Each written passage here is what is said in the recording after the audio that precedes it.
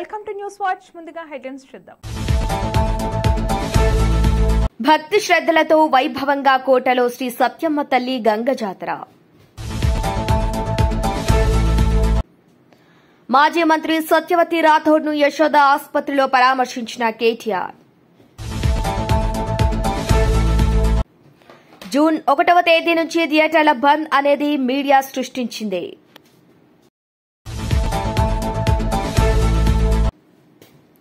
నల్లమలలో ఉప ముఖ్యమంత్రి భట్టి విక్రమార్క పర్యటన.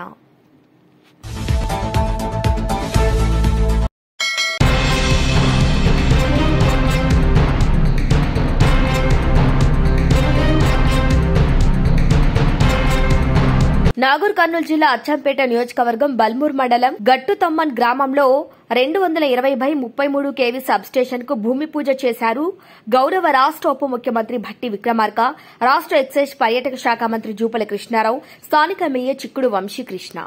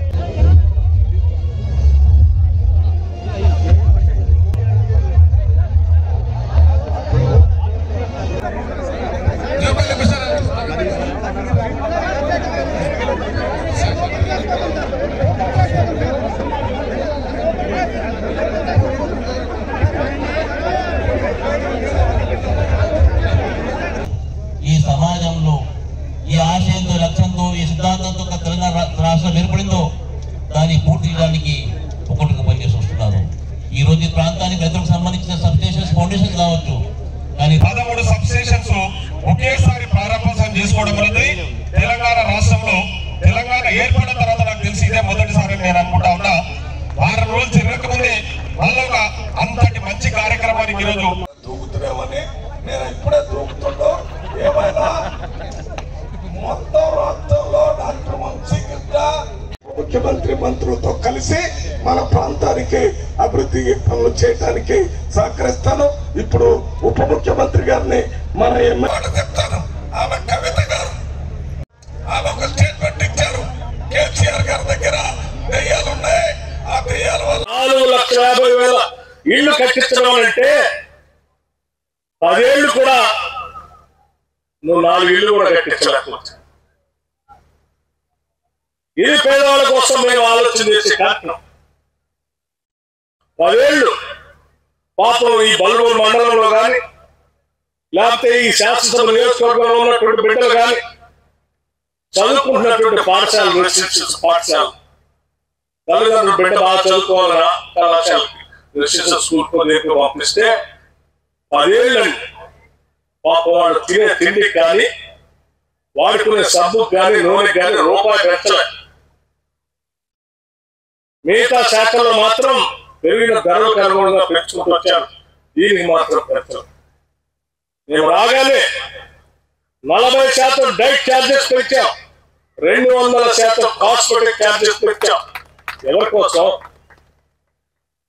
ఆ పాఠశాలలో ఆ రెసిడెన్షియల్ స్కూల్లో చదువుకున్నటువంటి బిడ్డలంతా ఈ రాష్ట్ర ప్రజలకు సంబంధించిన బిడ్డలు, వాళ్ళ భవిష్యత్తు ఈ రాష్ట్ర భవిష్యత్తు అని చెప్పి ఆలోచన చేసి వాళ్ళు ఆరోగ్యకరంగా న్యూట్రిషియస్ ఫుడ్ తో ఎదగాలనేటువంటి ఆలోచనతో చేశాం. ఎదగటం ఒకటే కాదు, భవిష్యత్తులో కూడా ఇక్కడ పుట్టిన ప్రతి బిడ్డ గర్వించాలి తెలంగాణలో పుట్టినందుకని చెప్పి.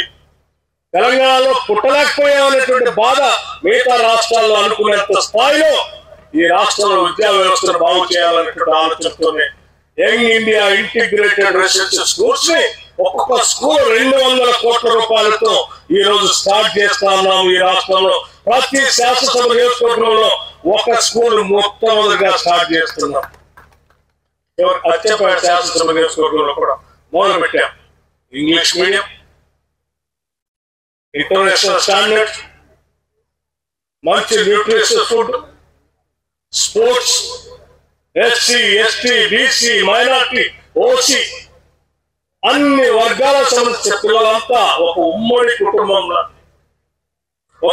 కుటుంబంలాగా ఒకటే స్కూల్ ప్రాంగణంలో 25 ఎకరాల తప్పకుండా ఉండేటువంటి ప్రాంగణంలో విద్యాబుద్ధులు నేర్పించేటువంటి కార్యక్రమాన్ని ఈ రాష్ట్ర ప్రభుత్వం తీసుకొని ముందుకు పోతాం. ఇది మామూలు విషయం కాదు. ఇంత పెద్ద ఎత్తున కార్యక్రమాలు తీసుకొని ప్రజల కోసం పనిచేస్తున్నటువంటి ప్రభుత్వాన్ని ఒక సంవత్సరం తర్వాత ఆమోదం పడుకున్నటువంటి పెద్ద మనిషి బయటకు వచ్చి ఒక సమావేశం పెట్టుకొని నాకు దుఃఖం వస్తుందని. ఏంటి దుఃఖం? దేని దుఃఖం? ప్రజలందరికీ ఈ రాష్ట్ర ప్రభుత్వం ఇచ్చే పథకాలన్నీ అందుతూ ఉన్నాయి. పాపం వాళ్ళందరూ బాగుపడిపోతా ఉన్నారు, ఆనందంగా ఎదుగుతా ఉన్నారు, వాళ్ళకి కావాల్సినవి అందుతా ఉన్నాయి. అన్ని అందితే మన దగ్గరికి కూడా వస్తున్నారని బాధ, దుఃఖం తప్ప నీకు ఇంకేం దుఃఖం ఉంది? లూటి చేసిపోతుంది రాష్ట్రాన్ని. చేయాల్సిందంతా చేస్తే దాన్నంతా ఒక 6 నెలల నుంచి సంవత్సర కాలంగా బాగు చేసే కార్యక్రమంలో ముఖ్యమంత్రి రేవంత్ రెడ్డి గారు, నేను, మా మంత్రులు జూపల్లి కృష్ణారావు గారు లాంటి వాడి మీద మంత్రులు అందరం కలిసి గాలి పెట్టి ఈ రాష్ట్రాన్ని దేశంలోనే అగ్రగామి రాష్ట్రంగా తెలంగాణ రైజింగ్, ఈ తెలంగాణ భవిష్యత్తుని ఎదుగుదలని నువ్వు కాదు నీలాంటి వాళ్ళు 100 మంది ఏడ్చినా కూడా ఆపలేరు. దీన్ని ముందుకు తీసుకొని పోతూనే ఉంటాం. తెలంగాణ అభివృద్ధిని అడ్డుకోవడం కోసం మీలాంటి వాళ్ళు ఎవరు ప్రయత్నం చేస్తే ఆగదు అని చెప్పి చాలా స్పష్టంగా చెప్పవచ్చు. అచ్చంపేట శాసనసభ నియోజకవర్గంలో ఉన్నటువంటి చాలా గ్రామాలకి గృహ అవసరాలకు సంబంధించి లో వోల్టేజ్ సమస్య అక్కడక్కడ వస్తా ఉంది. ఈ సమస్యను అధిగమించడానికి కావాల్సిన సబ్స్టేషన్లన్నింటినీ కూడా పూర్తి స్థాయిలో శాంక్షన్ చేసి వాటి కార్యక్రమం తీసుకుంటే దశాబ్దాలుగా ఉన్నటువంటి ఈ సమస్యకి శాశ్వత పరిష్కారం చూపించడానికి అవకాశం ఉంటుందని చెప్పి వారు అడిగిన మేరకు ఈరోజు గట్టు తుమ్మెన్ దగ్గర, బాకారాం దగ్గర, కంసాయిపల్లి దగ్గర, సింగారం దగ్గర, ఊల్పూర్ దగ్గర ఈ సబ్స్టేషన్లన్నింటినీ కూడా కోల్కపల్లి వీటన్నిటి దగ్గర దాదాపు 12 కోట్ల రూపాయలతో సబ్స్టేషన్లు ఈరోజు ప్రత్యేకంగా శాంక్షన్ చేసుకొని ముందుకు వెళ్తా ఉన్నాం. ఇవి కాకుండా 132 kV అది పోల్కంపల్లి దగ్గర 25 కోట్ల రూపాయలతో ఇంకో పెద్ద సబ్ స్టేషన్ ఏర్పాటు చేసుకున్నాం. అంటే అక్కడ నుంచి ఇటువంటి 11 kV 33 11 kV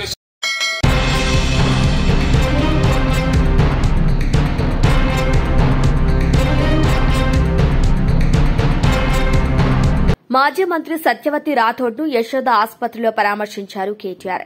ఇటీవలే మోకాళ్ల ఆపరేషన్ చేయించుకుని సికింద్రాబాద్ యశోద ఆసుపత్రిలో చికిత్స పొందుతున్న మాజీ మంత్రి సత్యవతి రాథోడ్ను బీఆర్ఎస్ వర్కింగ్ ప్రెసిడెంట్ కేటీఆర్ పరామర్శించారు. మహబూబాబాద్ మాజీ ఎమ్మెల్యే బాను శంకర్ నాయక్, డాక్టర్ సీతామహాలక్ష్మి దంపతులు కూడా పరామర్శించిన వారిలో ఉన్నారు.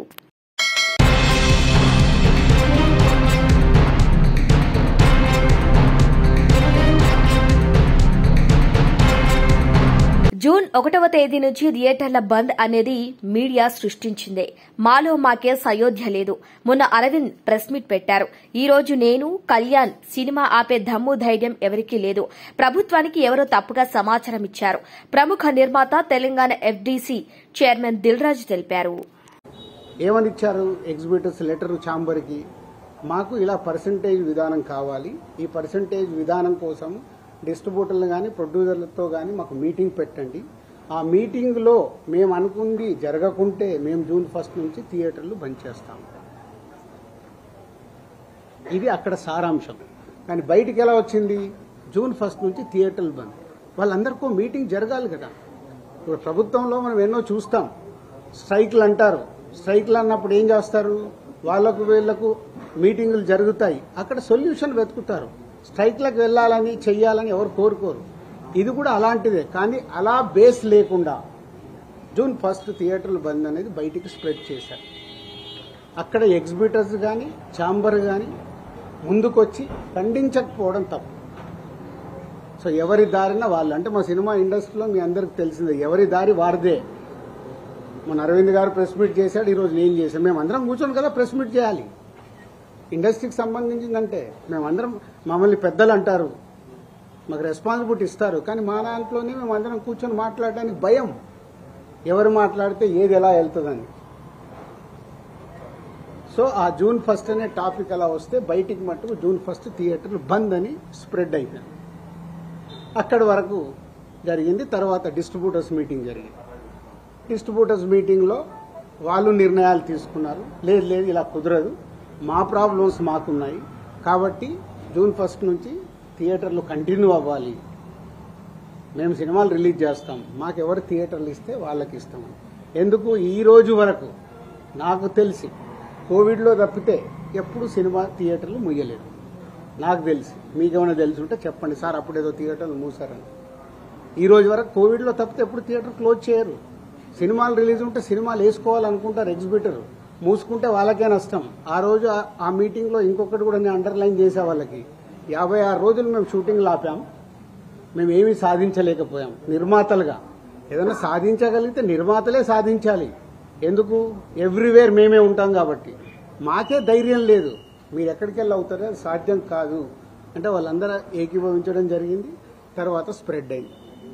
డిస్ట్రిబ్యూటర్స్ మీటింగ్లో వాళ్ళు కాల్ తీసుకున్నారు, బంద్ వద్దు, బంద్ టాపిక్ లేకుండా వాళ్ళ ప్రాబ్లమ్స్ ఏమున్నాయో పెట్టండి. తర్వాత ప్రొడ్యూసర్స్ మీటింగ్ జరిగింది. ప్రొడ్యూసర్స్ మీటింగ్లో ఆ రోజు నేను పార్టిసిపేషన్ చేయడం జరిగింది. ప్రొడ్యూసర్స్ అందరం కూడా యునానిమస్గా ఎగ్జిబిటర్స్కి ప్రాబ్లమ్స్ ఉన్నాయని చెప్తున్నారు. అది మనం మాట్లాడుకొని వాళ్ళని ఎలా సాల్వ్ చేసి ముందుకు తీసుకెళ్దాం. థియేటర్లు ముయ్యడాలు చెయ్యడాలు వద్దు, జాయింట్ మీటింగ్ పెట్టండి, జాయింట్ మీటింగ్లో క్లారిటీగా ఇది చెప్పుదామని. సో జాయింట్ మీటింగ్కి 23 అనుకున్నారు, 24 పెట్టారు. ఈ లోపలనే ఈ ఎపిసోడ్ అంతా ఇంకొక సైడ్ డైవర్ట్ అయింది. అది మీ అందరికీ తెలిసిందే. కళ్యాణ్ గారి సినిమా మీదకి ఇది డైవర్ట్ అయ్యి కళ్యాణ్ గారి సినిమాని ఇలా అనుకుంటున్నారు. దాంట్లో మేబీ నా పేరు డైరెక్ట్గా ఎక్కడా రాలేదు కానీ ఇండైరెక్ట్గానే వచ్చిందని అందరూ చెప్తున్నారు. కళ్యాణ్ గారి సినిమా ఆపే దమ్ము ధైర్యం ఎవ్వడు ఆలోచించడు. ఎందుకంటే ఫస్ట్ థియేటర్లు బేసిక్గా ముయ్యరు. ఈ రోజు వరకు థియేటర్లు ముయ్యడం అనేది నా 30 ఏళ్ల సర్వీస్లో నేను చూడలే. షూటింగ్లు ఆపుకున్నాం, ఎందుకు మా బాధలు ఉన్నప్పుడు ఆపుకొని ఏదైనా సాల్వ్ చేసుకోవటానికి. కానీ థియేటర్లు ముయ్యడం అనేది ఈ రోజు వరకు జరగల. అది ఎపిసోడ్ కాస్త కళ్యాణ్ గారి సినిమా మీదకి తీసుకెళ్లారు. గవర్నమెంట్స్ కూడా అలాంటిదే కమ్యూనికేట్ చేశారు మధ్యలో. సో ఎవరి అడ్వాంటేజ్లు ఏమున్నాయో ఇక్కడ తెలియదు. అడ్వాంటేజ్లు ఉన్న వాళ్ళు భయంతోనో భక్తితోనో కమ్యూనికేషన్ రాంగ్గా కమ్యూనికేట్ అయింది. సో అప్పుడు దుర్గేష్ గారు మినిస్టర్ నాతో మాట్లాడడం జరిగింది. ఆ రోజు కూడా నేను చెప్పాను, సార్ థియేటర్లు ముయ్యరు, అది జరిగింది, జాయింట్ మీటింగ్ ఉంది, ఈ జాయింట్ మీటింగ్లో క్లారిటీ వచ్చేస్తుంది. జాయింట్ మీటింగ్తో అందరూ యునానిమస్గా ఒప్పేసుకొని క్లోజ్ చేశారు. బట్ ఈ లోపలనే గవర్నమెంట్ సైడ్ నుంచి గవర్నమెంట్కి వెళ్ళిన కమ్యూనికేషన్ వల్ల థియేటర్లు ఇట్లా కళ్యాణ్ గారి సినిమాని ఇలా టార్గెట్ చేస్తున్నారు, ఇలా అనేది ఒక రాంగ్ కమ్యూనికేషన్ అని నేను అనుకుంటున్నాను. మరి అది వాళ్ళకి రాంగ్గా వెళ్ళిందా రైట్గా వెళ్ళిందా నాకు తెలియదు. But my point of view wrong కమ్యూనికేషన్తో కళ్యాణ్ గారి సినిమా మీదకి తీసుకెళ్లారు.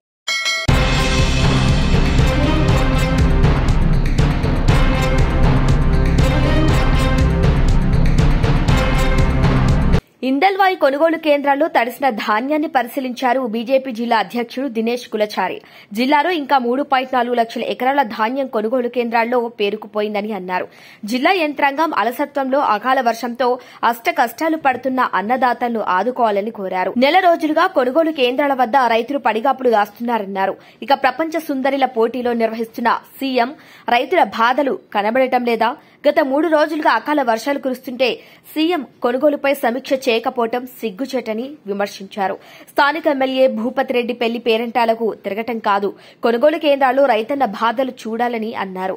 వెంటనే మొలకెత్తిన ధాన్యాన్ని ఎలాంటి షరతులు లేకుండా కొనుగోలు చేయాలి, లేదంటే బీజేపీ ఆధ్వర్యంలో పెద్ద ఎత్తున ఆందోళన చేపడతామని హెచ్చరించారు. నాకు జిల్లా యంత్రాంగం మీద, ముఖ్యంగా కాంగ్రెస్ పార్టీ నాయకుల మీద ఒకలాంటి బాధ అనిపిస్తుంది. ఆడు 10 ఏళ్ళు ఇట్లనే సతాయించిడ్రా బాబు అంటే వీళ్ళు వచ్చినాక కూడా ఘోరంగా ఉంది.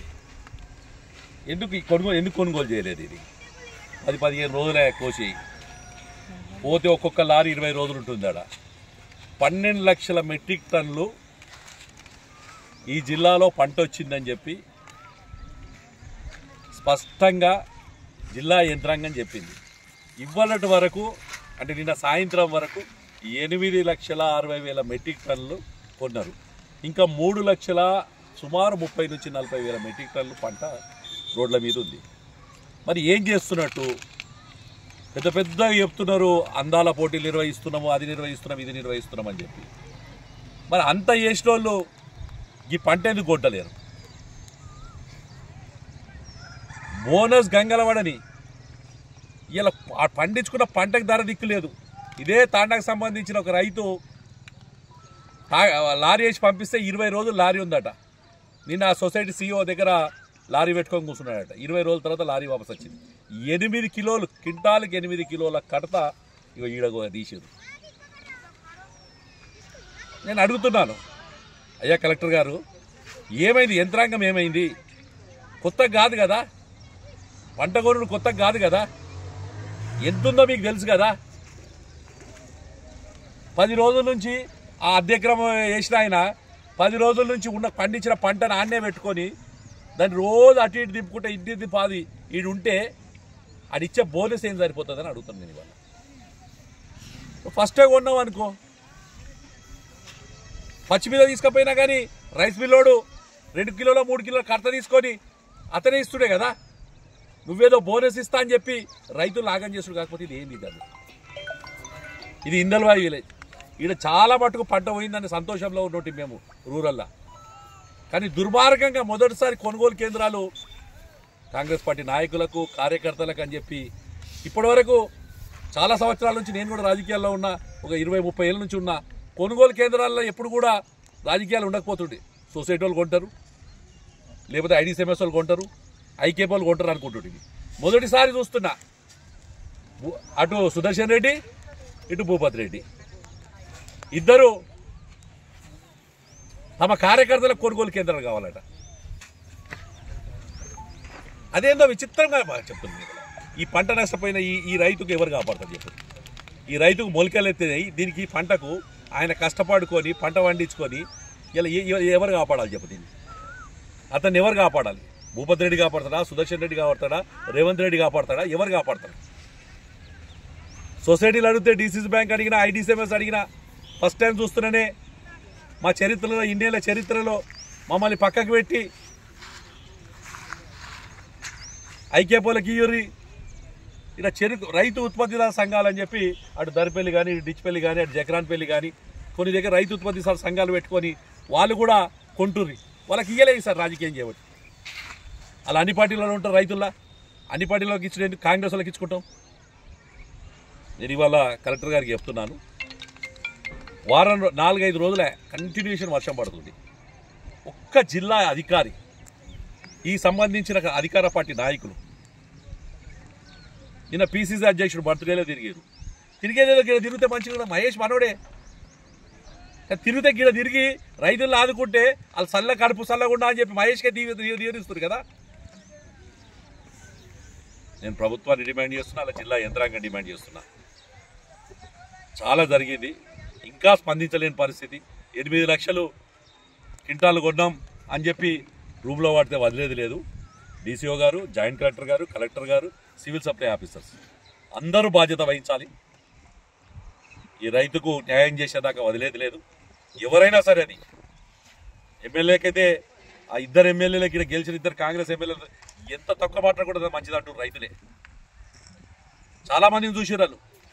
ఇదే నియోజకవర్గంలో మండ వెంకటేశ్వరరావుని చూసిరు, కేశపల్లి గంగారెడ్డిని చూసిరు, లలితని చూసిరు, బాజిరెడ్డిని చూసిరు, చక్రధర్ కాడికే పడితే ఈ దాకా చూసిరు. కానీ ఇసుంటి ఎమ్మెల్యేని మాత్రం చూడలేదు. ఏం చేస్తున్నావు? ఏడ తిరుగుతున్నావు? రా పొలాలకు, పంట పొలాల దగ్గరికి రా, ఎన్నున్నాయో అంది లేవట్టట్టు చూడు. కానీ అది వదిలేసి కేవలం నీ చుట్టూ తిరిగేటోళ్లకు నీకు కడుపు నింపుకుంటే మంచిదే. భూపతి రెడ్డి గారు, సుదర్శన్ రెడ్డి గారు, మరొక్కసారి జిల్లా కలెక్టర్కి డిమాండ్ చేస్తున్నాను. ఈ జిల్లాలో 3,30,000 క్వింటాల వరి ధాన్యం ఇంకా కూడా కొనుగోలు కేంద్రాల దగ్గర ఉంది. దాన్ని మొత్తం తీసుకొని రైతుల్ని ఆదుకున్నాడు కాదు, మీరు చేయబట్టి ఆగమైన రైతు ఆదుకోవాల్సిన అవసరం లేదు. ఇలా మీరు చేసిన శాతగానితనంతో, మూర్ఖత్వంతో ఇలా రైతు రోడ్డు పాలవుతున్నారు. కాబట్టి రైతుకు గతంలో క్వింటాలు ఒక ఎకరానికి హైయెస్ట్గా ఈ జిల్లాలో ఏ క్వింటాల్కి ఎంత పడ్డదో అంత ధరగట్టించి రైతుకు న్యాయం చేయమని చెప్తున్నాం. మేము ఆదుకోమంటలేం, న్యాయం చేయమని చెప్పి డిమాండ్ చేస్తున్నాం.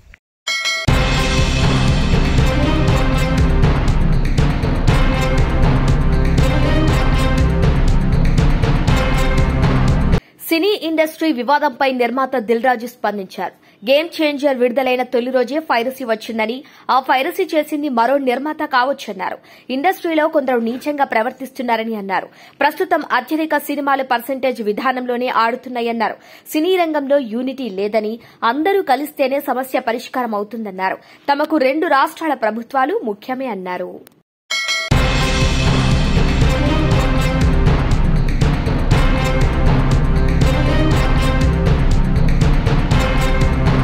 శ్రీ సత్యమ్మ తల్లి గంగ జాతర ఆది సోమవారం భక్తి శ్రద్దలతో అంగరంగ వైభవంగా నిర్వహించారు.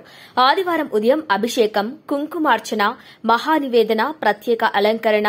ఆలయ కమిటీ అధ్యక్షులు పులి సత్యనారాయణరెడ్డి కుటుంబ సమేతంగా స్వగృహం నుంచి మేళ తాళాలు, డప్పు వాయిద్యాలు, బాణసంచాలు కాలుస్తూ అశేష భక్త జన వాహిని మధ్య అమ్మవారికి శేష వస్త్రాలు సమర్పించారు.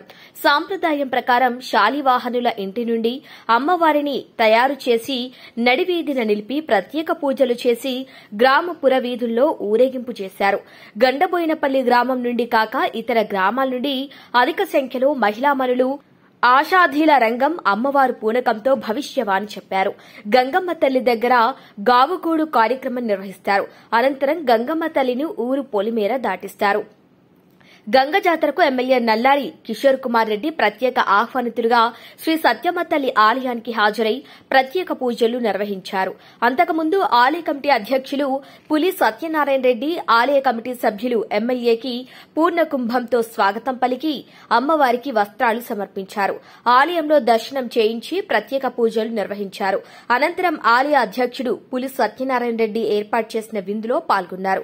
ఈ సందర్భంగా పులి సత్యనారాయణ రెడ్డి మాట్లాడుతూ, ఈ సంవత్సరం శ్రీ సత్యమ్మ తల్లి గంగ జాతర అంగరంగ వైభవంగా భక్తి శ్రద్దలతో నిర్వహించడానికి ఆలయ కమిటీ సభ్యులు, గండబోయినపల్లి గ్రామ ప్రజలు ఐకమత్యంతో సంపూర్ణ సహకారం అందించారని, అమ్మవారి ఆశీస్సులు, ఆశీర్వాదాలు వల్ల ఎటువంటి అవాంఛనీయ సంఘటనలు జరగకుండా ప్రశాంతంగా గంగ జాతర ముగిసిందని, ఈ జాతర విజయవంతం కావడానికి సహకరించిన అందరికీ ధన్యవాదాలు తెలియజేస్తున్నామన్నారు.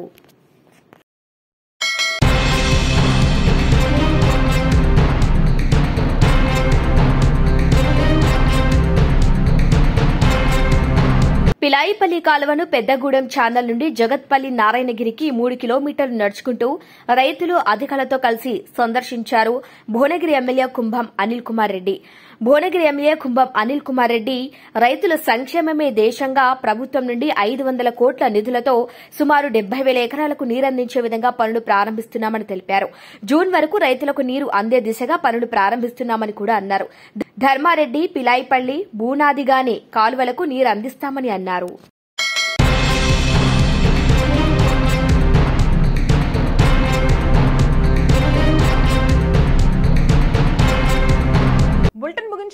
హెడ్లైన్స్ మరొకసారి.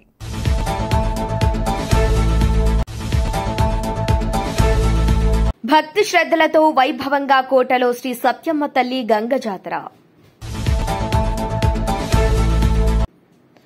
మాజీ మంత్రి సత్యవతి రాథోడ్ను యశోద ఆసుపత్రిలో పరామర్శించిన కేటీఆర్.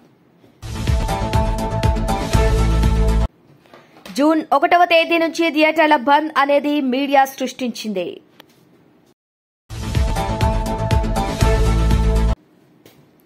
నల్లమలలో ఉప ముఖ్యమంత్రి భట్టి విక్రమార్క పర్యటన.